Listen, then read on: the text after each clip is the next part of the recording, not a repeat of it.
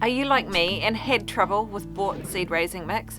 Or are you looking for a cheaper or maybe just a really significantly better alternative? In this video, I'm going to show you how you can make your own seed raising mix, and then later on, be sure to watch and see the most important thing that you can add to your homemade seed raising mix to make it significantly better. Do you make your own seed raising mix at home? If you do, tell me about it in the comments below. What's your recipe? If you've watched some of my previous videos, you'll know that I have had some significant dampening off issues in some of my seedlings. They were planted in some cheap potting mix, and yes, I know I should be buying the more expensive stuff, but sometimes needs must, and sometimes I can only afford the cheaper stuff. No matter how cheap it is, I do not believe it should be in bad enough condition that it's killing our plants. Making your own seed raising mix is really easy, and most of the ingredients you can just buy at the local hardware store. Prices do vary, and if you're doing this as a money-saving venture, there are a few things that you could do that would probably be a little bit cheaper, so I will run through those options shortly.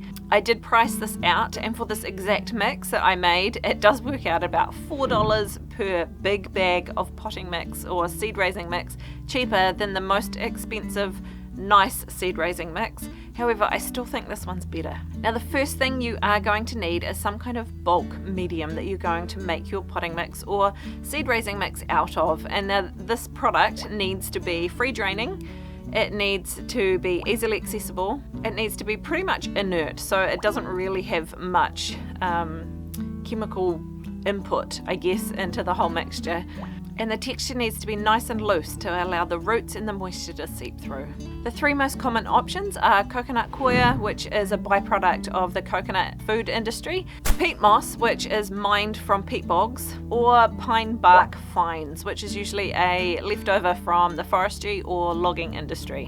Which one of these you choose to use will depend on where you live and what is most easily accessible to you. Generally speaking, locally sourced things are cheaper and also have less environmental impact than getting something that's been shipped halfway around the world. For this particular recipe, I have bought coconut coir blocks, and these are smaller blocks, and they make up to apparently about 9 litres once they are hydrated. These bricks are $3.80 each, which is the main expense in this entire mixture. Next time I do it, I will be using bark left over at our section from where they have felled the trees, and that will be free. I will be screening it through probably a half-inch sized mesh to try and get the fine bits out as best I can. Some landscaping companies will offer pine bark fines as one of their products that they sell, and if you can get that, that is actually ideal, and you can usually get a truckload or a trailer load for really cheap, significantly less than what you'd be paying for these coconut coir bricks. The next thing you are going to need is some nutrients for your seedlings to get started on. There are lots of different options you can use for this. For ease and sake of making it simple for people to get access to, I have used a combination of gypsum. This particular one is a pelletized gypsum, but it does also come in a fine powder. Either is perfectly fine. And some blood and bone meal. Both of these will provide some nutrients to your new seedlings. You will need some sort of surfactant. Now, surfactant is actually just a detergent, something that will help the water to penetrate into your dry material and help it soak in. The most easy surfactant to use is actually either some soft soap or some detergent. I'm just using some detergent because that's what I have, and you only need about a tablespoon for every 20 litres, or about a tablespoon for every 5 gallons. The next thing you'll need is some aerated stone. So for this, I'm using a bag of perlite. It's not a very large bag, but all you need is something to help loosen the mixture up and to provide some air cells. It also does help to retain water whilst also helping with drainage. Perlite and pumice are both other options, or you can use an egg sand, like a very fine stone. Again, where you live will dictate which ones of these are most readily available and which ones are cheapest. I just bought whatever they had. In hindsight, I should have got pumice because I believe that is what we can get that's locally produced, and it works out about a third of the price. But unfortunately, in the shop I was in, they're in a totally different section of the shop and I couldn't see them. The first thing you need to do if you're getting coconut coir blocks is to rip the bags open and tip them into some kind of big container. I'm using a wheelbarrow, but a large trough would also work. This overall recipe makes about 40 litres, so if you can usually tip a big bag of potting mix or compost into your container, it's probably the perfect size. Turns out I can't rip this with my hands, I'm going to go grab a knife. Right, we have a knife, let's give it a better go. Now all you need to do is mix some of the detergent into the water and add it to whatever dry medium you have. If your pine bark fines are already quite damp, you won't need nearly as much water. Just give it enough that when you stir it through, it's nice and everything's nice and damp. Now comes the hard bit. You've got to wait. Waiting is not the easy option, and I do keep fiddling with it to try and see if they're finished yet. Break up the bricks as you can and let the water permeate all the way through, or alternatively, be really patient and go and do something else. As the bricks absorb the water, you can crunch them up and try and get rid of as many lumps as you can. Mix your hands through, partly to enjoy the texture of the rehydrating coconut coir and partly to find more lumps. I was surprised to find that there was actually a whole nother brick right at the bottom of this that hadn't broken up pretty much at all, so I gave it a good bashing and tried to get it open. The really dry products will continue to absorb moisture over the next hour or two, so don't panic if there is still a little bit of water left in your thing. It will continue to absorb.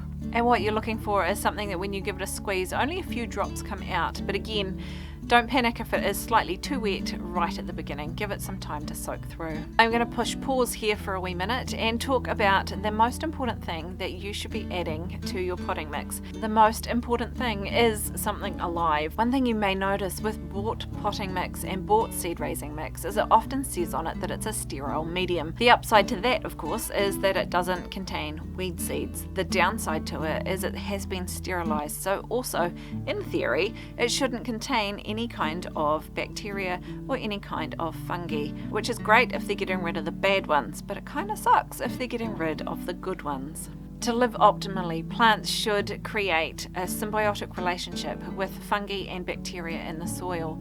And there's no reason why you shouldn't be adding that right at the very beginning. It is the best way to make sure your plants are adapted to doing that and they're used to getting their nutrients in this way right from the beginning. It reduces transplant shock later because they're not having to suddenly work out how to get feed from the soil as opposed to just getting it given to them. This is the way that nature is designed to work, and not surprisingly, plants do a lot better when you support the system. There are quite a lot of these beneficial bacteria and fungi. In fact, there are literally billions of them. They get broken into several different categories. There's mycorrhizal fungi, which live in that root zone and they work really closely with the plants. But then there are other fungi as well that are also beneficial, and they tend to create really large networks to help the plants access the nutrients that they're after. And on top of that, there are bacteria that help to break down the minerals in the soil and create the nutrients themselves. Mycorrhizal fungi, you'll often hear that term thrown around, and it took me a long time to try and find some actually in New Zealand that was available to the consumer. I did eventually find one, and I've linked it down below. These are the ones that I found that are actually probably one of the more affordable options. I have no working relationship with them, but it is where I bought mine from. So there are options when it comes to adding this alive stuff to your seedling mix. One is you can buy it. You can buy a packet of predetermined spores and mix those through. If you're into Korean natural farming, you could look at making some IMO and mix some of that through your seedling mix. Worm castings, another awesome place to get these beneficial microbes from, especially if you have your own worm farm. You can buy worm castings, but they're super expensive. I found the cheapest and most effective option is to add into this mix about half a bucket of either your homemade compost. Don't buy the packet stuff because again, usually that's been sterilized. But if you've got a good compost heap going, especially one that's had lots of carbon in it, it's going to have heaps of fungi and heaps of bacteria and heaps of wonderful things for your seedling mix. Alternatively, you could go to a local forest and get some leaf litter and some of the top layer of soil from under some of the big trees.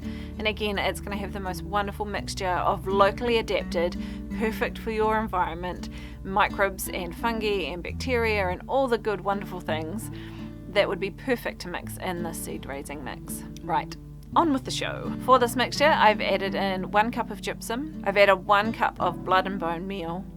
So now the only thing left to do is to give it a really good mix. I started with the shovel, but it became kind of annoying, so my hands were actually the best thing. And once they're really well mixed together, all you need to do now is 1, well, you could use it, or 2, you need to store it somewhere. And ideally it would be into a container that can breathe, so it's not going to go all funky, but also somewhere that it's not going to get rained on. So I ended up putting it in some containers and one into an old potting mix bag, because usually they have a few holes poked in them, and then I've put them through into my tunnel house, and I do give them a light misting every time I water my other plants. If you've had trouble with dampening off in your seedlings, check out this natural and very effective solution to keep on top of it. Thank you for hanging out with me today. I hope you've learned something helpful.